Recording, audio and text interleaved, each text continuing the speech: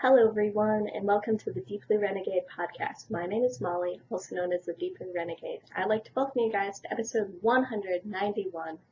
Today is Saturday, July 15th, 2017, and I'm glad you can join me today. We'll just rejigger slightly.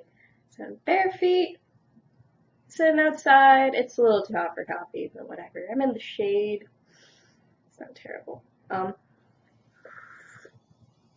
So the long hair finally drove me crazy, so I decided to get a haircut. We'll see how this goes. I might have neglected to tell the hairdresser about my super low maintenance lifestyle, but it's pretty cute. I'm probably gonna have to keep a brush with me for some time because it is too short for a ponytail right now. But oh well, it's fun. Another change of pace, which is good. So, super nice. So I'll go over all the knitting stuff, all the spinning stuff, and then there has been a request to talk about what it is I do, because I had posted a picture of everything on Instagram, and I was like, okay, whatever. So, shouldn't be too crazy today. What would be the primary thing is like making sure that I'm all good to go for SSK, and that I have appropriate projects to work on and that sort of thing. So we shall extract it from the bag because it's a little bit crazy. So right now I'm working on the Lamino socks, which is a Sarah Jordan pattern. I'm knitting it out of Trekking XXL in some sort of colorway. Oops, I may have lost, or just full of shenanigans right now. Just came off the needles. So, what was it? I've been out and about all day today, so there wasn't a ton of progress on anything today, but such is life. So this is a cablelicious sock pattern where every row that you see a cable on is actually every single stitch is cabled, which is sort of crazy, but what have you. But it does look really, really fun and nice, so I'm glad I'm working it. I'm a total cal fill, though. I started this for two different cals. One of them ended 2 weeks ago, so June 30th. The other one ended June 10th. I didn't even realize it was ending. There was no hope for me finishing these socks in time for SSK. So the first cal was a underappreciated patterns cal. I think it was called Out of Depths. I don't know. I finished my, that ended, I don't even know. Yeah. There probably was no hope in finishing the cal in time. So it was Out of Depths, so it had to be 50 projects or less, which tends to be fun. Sometimes it's a little hit or miss whether you get a good pattern or a bad pattern, especially when you're like going to the least popular sock patterns on Ravelry. But occasionally you'll see a good one. And there are even some ones with like books that have less than 50 patterns in it, so not too crazy. But this one, what was it? Also counted because the designer is going to SSK. So this is PA Knitwit's pattern. And I maybe have an inch of heel flap done at this point. I get a nice reprieve from all the stinging cables. But I do really like how the trekking is working out. And I'm excited to be using it because my trekking socks that I knit 7 years ago look just as nice as the day I knit them. So these socks are going to hold up, which excites me. So we can get a little heel flap action. Let's see. Like close enough. There we go. There's the focus. So, really cool pattern. I've actually extended it a little bit. So the first couple are in pattern, and then I sort of extended it out because I sort of like the look of the bigger cable bits than the smaller cable bits. And I think everything is fitting properly, but I guess I haven't tried recently. I don't know, this might not actually fit.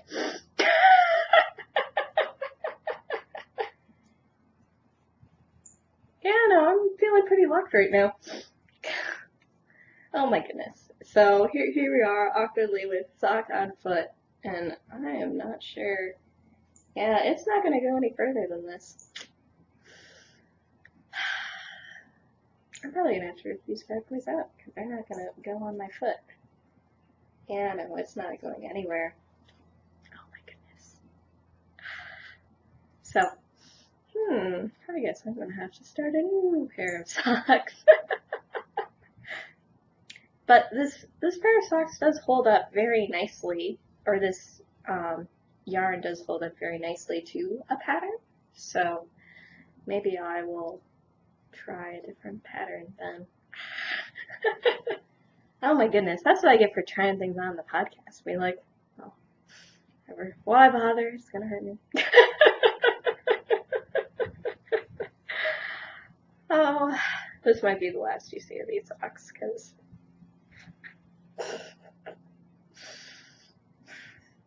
yeah, no, those totally aren't gonna work. If it was maybe like a smidge shorter, it might have been okay, but I don't know. I added extra stitches, but maybe I didn't add enough extra stitches to make it work. I don't know, because 88 sounds insane to me. So, but cables, I just screw everything up. So I'll have to figure out what I want to do instead. This one was fairly mindless, all things considered. The most challenging part was just the cable row, so it was irritating cable rows. But I don't know. I'll see if there's something else, because if it doesn't work, it doesn't work. So, oh well. So, because I would definitely like socks out of this yarn. So we'll figure something out.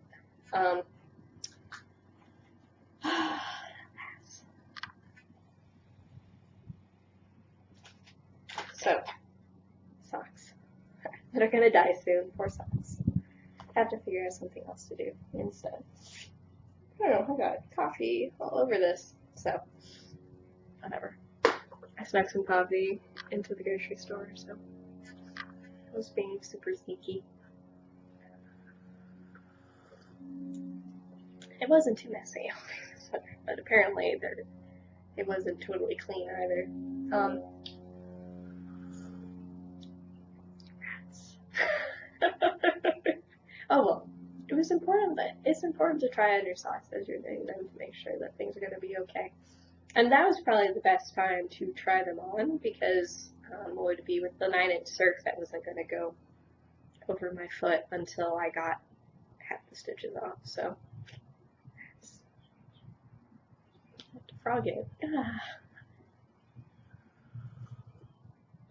Oh, so the other thing that I'm working on is a new cast on. So I cast on my V-neck boxy. I did decide to go with the V-neck. I know I was sort of waffling a bit on the show. I finished my swatch. I don't remember. I don't think I had started the swatch last week, but who knows? I think I was just showing the yarn.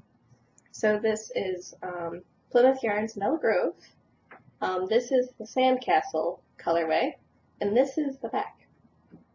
So there is quite a lot of sweater here, as you can tell. This is just half of it. Oh, Boxy, you are insane.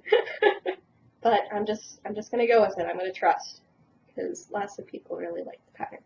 This is my Mondo swatch. It is 12 inches long and probably 7 inches tall. It was a big honker, but I wanted to see how the fabric changed. I didn't go so far as to machine wash and dry it, but it really didn't change too much in size. And a lot of it sort of just conforms to whatever way you stretch it, so it's very still in that regard.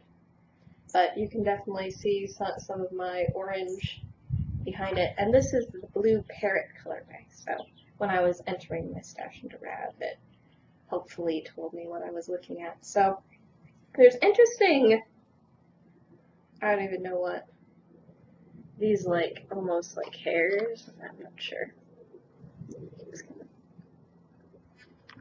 yeah, in it. I'm just sort of picking them out. I'm not sure what that is, but it does have a great hand. I really like how it feels. All washed up. It doesn't have too big a hand change washed up. I did lots of garter because I was thinking about actually, instead of having ribbing for all of my edges, have garter for my edges. So that was sort of the thought process there. But I did get fairly close to gauge, so I'm going to be knitting till a measurement anyways for the only thing that fits. It was like, the only thing you have to fit on a stupid sweater is your armhole. All the rest of it, loosey-goosey. Because actually a lot of the pattern sizes are actually the same. Interestingly, it's just a matter of how much you're accommodating your armhole for. So I'll probably end up doing a quick check of that measurement because I don't want it to be too big, but it's really simple. So I'm not quite to the thoughtless part yet, but I'm doing better. Getting closer to not needing to think. Am I in the middle? No, I'm at the door right now. So I'm getting ready to start striping. What would it be? So you would do fetching little short rows to make the neck and to sort of bring the back up relative to the front. Oh, that's what happened. I need to go back a row because I knit when I was supposed to be purling. So you have these like welt or welters sort of thing, so that ends up giving it a little textural element. I decided I didn't need anything more than that. The Sandcastle colorway is much more solid, and then the blue parrot is more variegated, so I think that'll work up really nice as stripes. I prototyped some of the stripe ideas I had, and I decided to go with a 1x1 stripe with like big blocks of the tan, so it'll mostly be the tan. And then all of my accent colors are going to be blue, so I'm going to have like a blue collar, and we'll figure out what I'm doing with the sleeves, and then the bottom ribbing or garter, whatever I end up deciding to do, will be the same. So I was almost ready to start straight knitting, but then I fell off, so whatever. So it's going on, so it'll be, whatever, a decent neckline for this guy. And then the next thing that I need to do is to get the fronts started. So all of this will be picked up for the front and then form the V-neck. So I'm assuming the V-neck will probably wrap up before my armpits do, because I don't know, you don't need like plunging. Like, I know, that doesn't necessarily look the greatest on me, so. But there we go. So it's coming together. That'd be nice good stretch. Really happy with how things are going. I'm comparing fabrics. Yeah, no, the washing makes it better, so that's cool. And I'll probably, whatever, it seems like the sort of yarn that I can get away with machine washing, so we'll see what I can get away with. And I have this in my massive, what is it?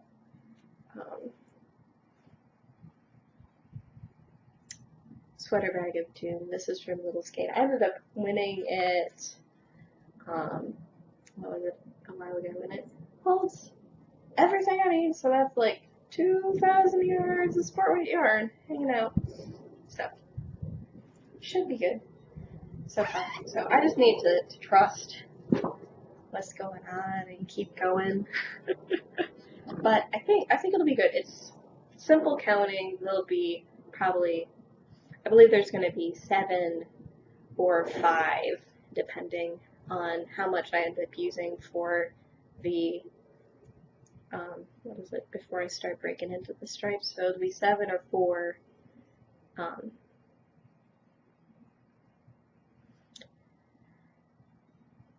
like plain tan rows between my little stripe blocks.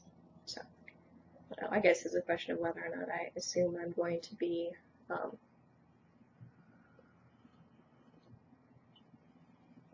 oh, what is it? Whether the assumption is that I try to use up as much of the tan as possible. And I think that'll work. I'll throw up a little schematic of what it be. Or I'll end up probably taking a picture or something of my different stripe patterns that I was coming up with in Excel, because I did like the obvious ones, but I really sort of like the idea of the block and then the bigger, the little block of stripes and then the bigger thing. And it'll be pretty fun and easy to work.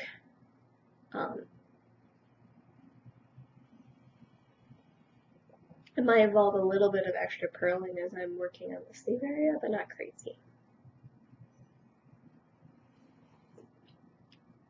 So that should be fun. Breaks things up nicely. Because I could just totally knit a totally blue variegated sweater and call it good, but this will be classy. This will be a lot easier to wear. So exciting. So, just like so. I haven't started packing for SSK. I set aside some stuff that I wanted to pack, but realized, like, I need to take care of some things. So, I'm like, bra shopping. I got a summer dress, or underwear, because sometimes you just need to, like, okay, all of this is trash. Like, okay, this underwear is dead to me now. Oh, what else did I? And then I got some cute shoes. So, what is it? Normally I wear Dansko clogs because they're pretty indestructible. It's not too shabby. So it'd be the case where, and I was a little bit bummed out because I was sort of inspecting mine and realized that the build quality 2 years ago, I'm probably assuming 1 or 2 years ago, I ended up getting my current pair, and then just the build quality between my first pair that I got in 2013 and the pair I got probably in 2016. Oh my gosh. Maybe I even got them in 2014. I'm not sure. Probably not. Knowing me. So, like, oh my gosh. They cheaped out. They were charging the same price as before, but they totally cheaped out. So like, so I got some cute shoes that I can wear with like capris and skirts and stuff, because the clogs look very wrong. So I was amused. They're super duper comfortable too, because if it's not like, I want to be comfortable, you know what I mean? Like, if it looks fabulous but it doesn't feel good, like, I just don't want to deal with it. I was surprised because normally I get 8, and it turned out the 7.5s were perfect. So I don't know if I've been getting larger regular shoes in order to wear my hand-knit socks with them. I'm not sure, but whatever. So I'm probably going to cast, well, at this point I'm going to cast on 2 things for SSK. Now that I need new socks. God, no fault of the designer. Like, I'm knitting them with smaller than recommended needles, and I didn't add enough stitches. So. But I do want to start a shop. So, hey, it's the summer, it's fun. And I brought 2 yarns to show because I wasn't sure which way I wanted to go. So the first thing I have is the yarn I just bought at DFW Fiberfest from Cannon Hand Dyes. So I've never used her Amy Leaf stuff before, but blue and the purples, and it doesn't even really do them justice. And I got all of this yarn to make it an armor wrap. So I have oodles of this, and then I'm probably only going to use part of the second skein, but I definitely need the second skein. And it looks like these bags are wreaking havoc, or these little stuff are wreaking havoc on this guy. So I have merino cashmere silk is the bright gradient, and then I have merino yak nylon for the other color. So it'll be, what would it be? There'll only be 1 gradient in this one, but I think it'll be really gorgeous. Like, I don't know. For some reason, I'm like with my jewel tones and neutrals, like totally spinning my gears right now. So that is one idea. It's something that's maybe a little bit more complicated, but not too crazy. Because I don't want, as I was uploading all of my, putting up all of my episodes onto Podcast Garden in order to put onto iTunes, which I haven't quite gotten the feed hot to try yet. I haven't received an email yet from Apple saying like, yeah, you're in.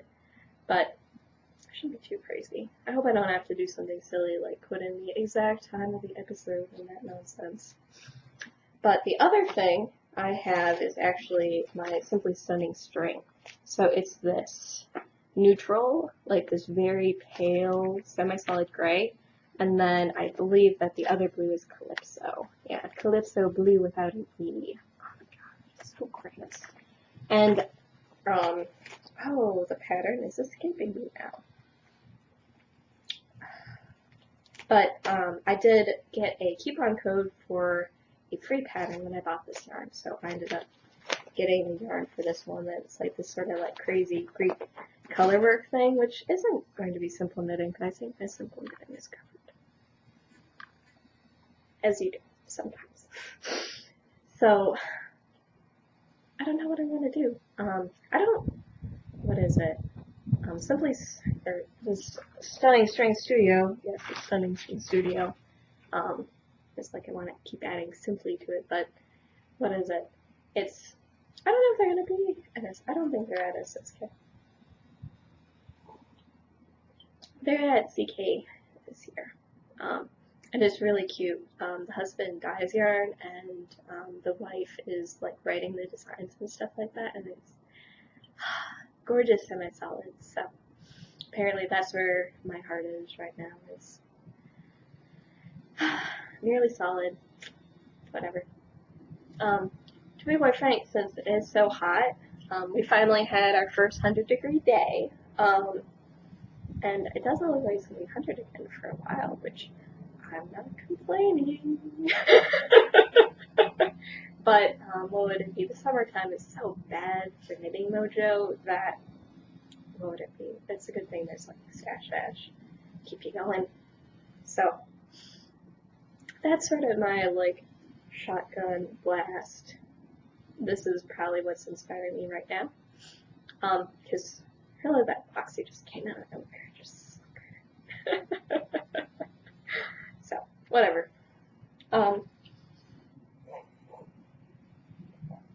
But part of it is just making sure I'm getting through some of the things I wanted to make, if that makes any sense. So,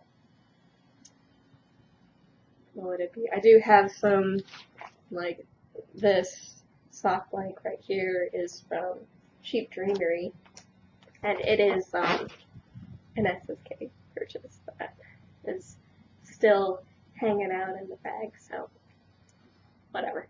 So, moving right along. I'm still spinning the nest. I left my finished bobbins inside, but I now have 2 finished bobbins. I don't think I had. I was still working on the second bobbin last week. But I did make it to the 3rd and final plot. So, I still have quite a lot to go from this bad boy. And this is where I'm at right now. So, it seems like my wheel is maybe a little bit further away than usual. I did get some pretty good spinning on it last night, so that was nice. Because spinning is the most efficient way for me to get yardage for Stash Dash, especially when I'm doing this like 3-ply fingering. Just the best way to go. Would be so aiming for 100 yards per ounce sort of numbers here, and hopefully I get my target decent. If not, I'm planning on alternating the skins. But spinning along nicely. I brought my wheel with me to knit night last night, and not too many curious stares going on, but whatever. Refreshing to get some time on the Lindrum. Gorgeous so far. So almost done with that project. I'm probably not going to finish before SSK.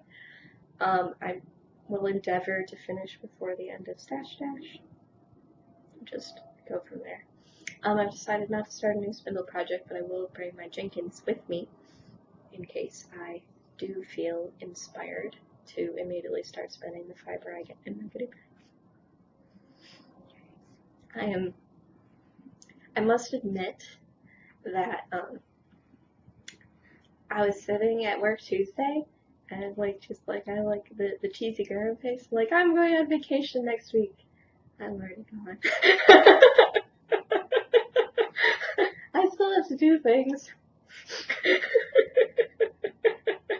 I did manage to get everything done I needed to get done, but oh my goodness.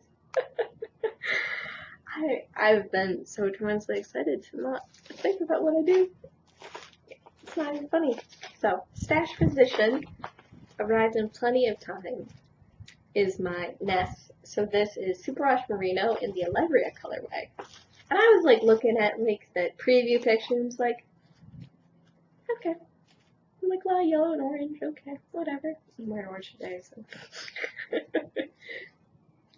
So gorgeous in person, it's not even funny. I am so excited. I don't know what it is. I think it's like this teal and then this like magenta-y purple that are just really fun to me. And the Nest bins do overflow with, what would it be? Because I've been working on my bin instead of other things, but I'll just sort of leave it like so, but you can see it sort of has this like rusty orange, a mustardy yellow, and then these like pinks and purples, and this bright turquoise. And turquoise makes my heart sing, and it really does work nicely with the other colors as well. So I'm really happy with this, and what is it?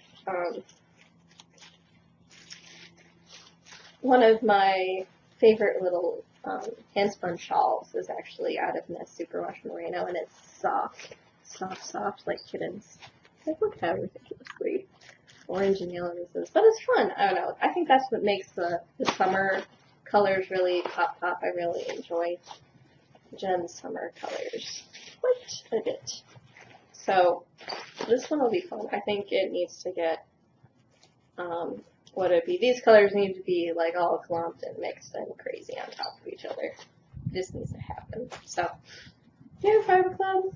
Like, it's such a reasonable price. And our fiber prep is fantastic. So, what would it be?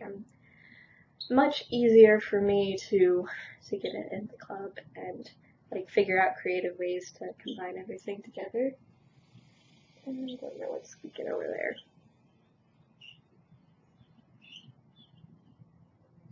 Yeah, whatever. So, so much more fun or so like easy and fun to do it that way. So, and I really do enjoy the stuff. So, yay! But it's probably then like all of this gets folded into the next or whatever the spin them in for next year. Yeah, oh well. So, I have to figure out what I want to do from there. Let's see.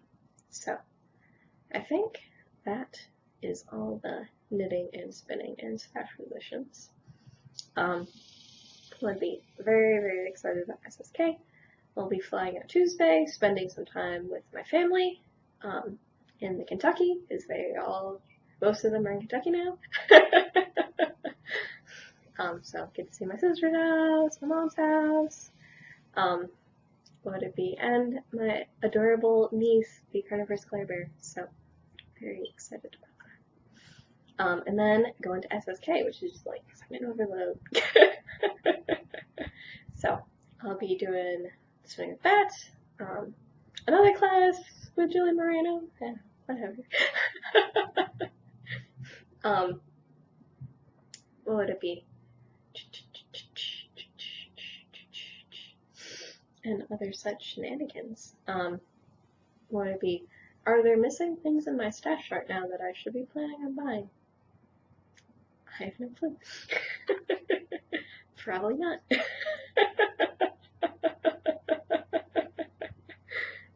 But whatever, I'm pretty cool with wandering in Colgate. I've already had my pet squirrel bag. I enabled Minnie to get one as well, so it was positive. might be looking into anchor bobbins for the blender. I know that was something I wanted 2 years ago, but they ran out by the time I made it there, so I'll have to hurry. So that I can sort of, because right now I have like a long-term thing that's on one of my bobbins, so it's making it a little bit more challenging to do the bobbin management, if that makes any sense. So easier to have spinning whips if there are enough bobbins to spread them around. And that would sort of enable things, crazy things like 4 plies or 5 plies or whatever the hell I'm thinking of. So try to look at that. We'll see whatever else. Shouldn't be too crazy. And I don't know, I find it doubtful that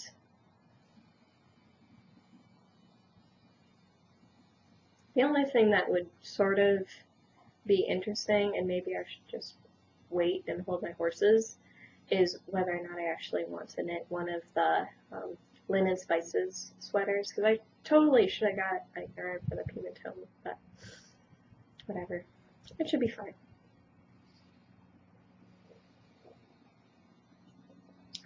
But I'm just excited to hang out and not be at work, so. Which makes it sort of funny that I'm going to talk about what it is that I do now. So, but hey, it's been a while since last time I had like a nice juicy vacation, so I think that's part of what's driving me crazy. So, for those of you who do not know, I am an engineer. I work at a Fortune 500 company. I am a very small fry in a giant machine. I am one of the technical experts, so I actually have a very interesting role. So what I do is I test prototypes. So if you guys have like never met an engineer before, an engineer is probably behind, or a whole bunch of engineers is probably behind every single thing that you can buy. Like, plain and simple. What is it? Any refrigerant, any chemical, like, what is it? Any sort of manufacturing at all. Like, an engineer designed this chair, and maybe a whole bunch of engineers designed all of these different components. An engineer is probably in charge of making sure that there is a proper way of weaving this fabric. You know what I mean? Like, would it be someone, like, what would it be? Like this mug right here, like someone had to figure out how in the world they were going to create a mold and where to make this mug and get all the pieces and that sort of thing. So very few things that you can buy haven't had like an engineer touch it at some point. What would it be? And so in that regard, it's very, very cool to be like a part of a group of people who are like makers and builders and dreamers and optimizers, if that makes any sense. So that's cool. My company makes electronic components. So what would it be? You probably have a bajillion things like in your hand that have stuff that my company makes. And specifically, what I do in my company is I actually work on microelectrical mechanical systems. So these are, little machines that move around that are actually moved with applied voltages. And I bet you've seen my stuff in action because, which is cool. Like, because who goes to the movies? Yeah. So it's the case where if you've ever been in a movie theater, our little MEMS device, which I don't know is probably 2-inch square, something like that, has 9 million individually movable elements on it, and it's actually how they end up creating the colors you see on the movie screen. So they shine light onto our device, and our little mirrors are flipping on and off, and depending on whether they're on or off or creating the different shades of color you see on the screen. So we aren't involved in like the film projection, if that makes any sense. Like this is the digital light. So it's called digital light products, or DLP.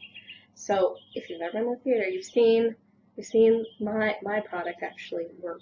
So and there's also in projectors and that sort of thing. Generally, there's like a massive like DLP thing on it. So it's really cool that that we're making something that like touches so many people's lives. I don't know if it makes people's lives better because there was a technology before it that were just fine with like the film projection, but what it does make for some really cool stuff.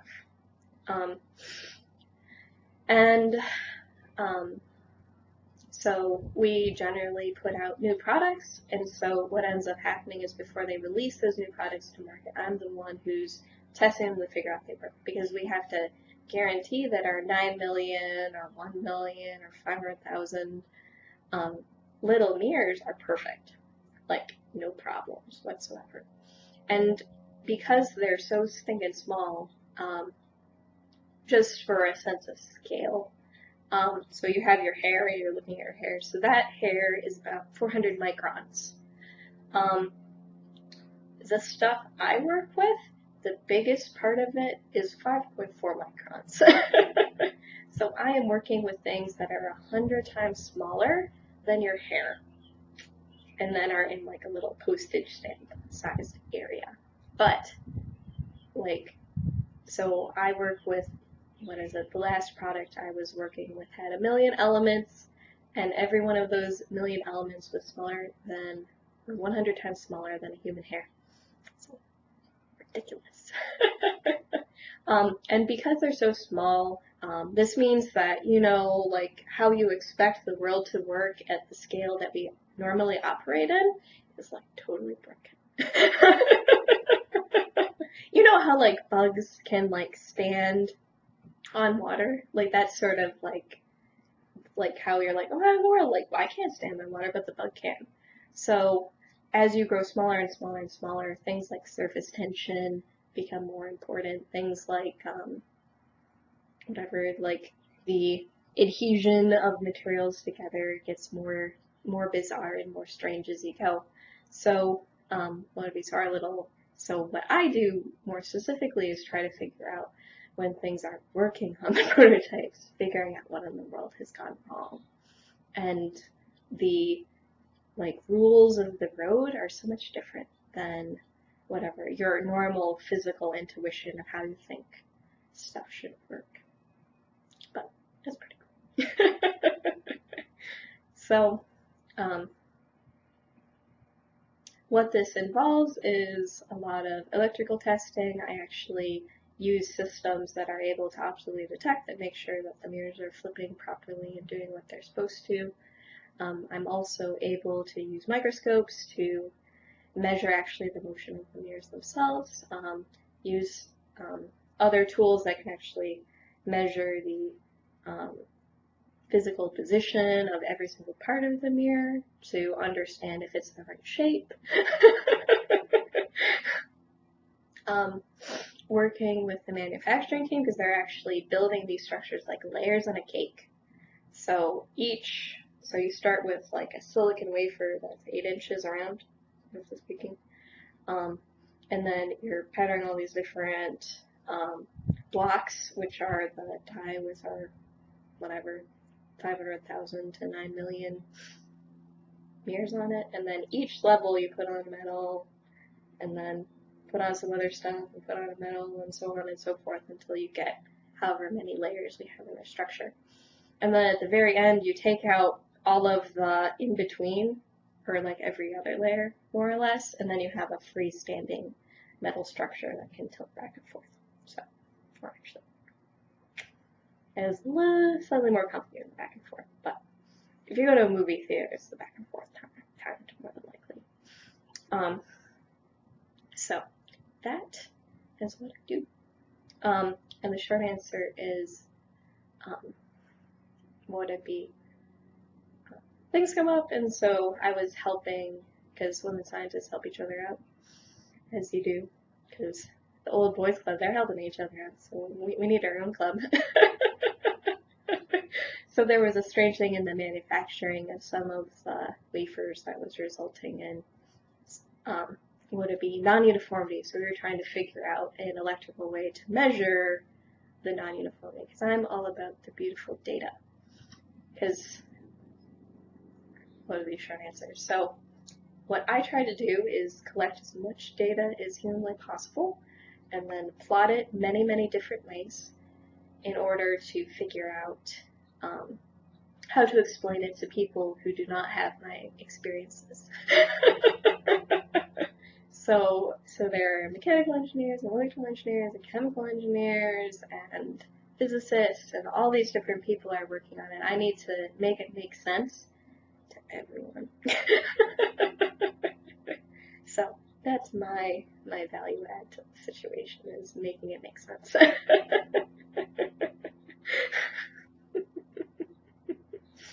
But yeah, such is life.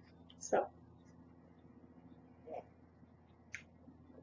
hopefully that ends up helping maybe a little bit with what's going on. So I'm in a pretty cool spot. But what would it be? I'm so tremendously excited that I don't have to think about do.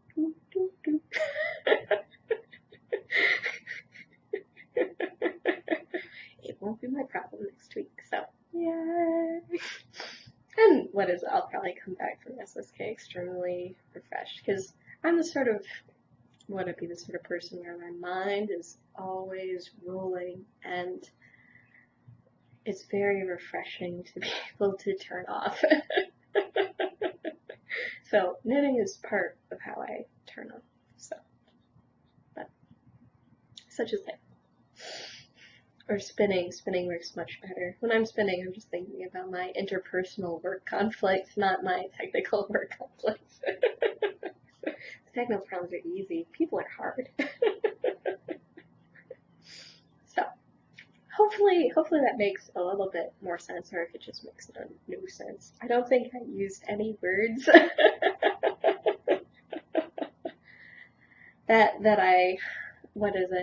that would be what I would do to explain it to my mom, and my mom is not technical at all. Neither is my dad, for that matter. I came out of nowhere. I'm just a random engineer.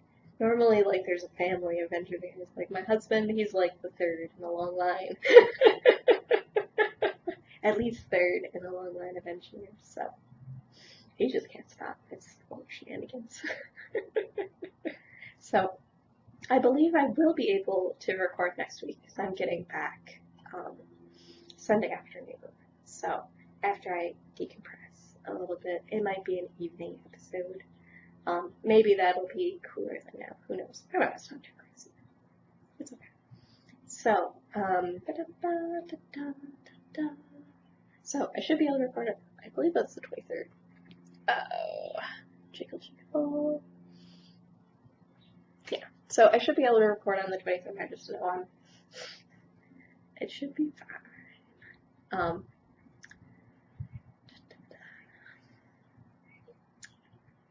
And I don't think I have anything else I want to update you guys on, so it should be good.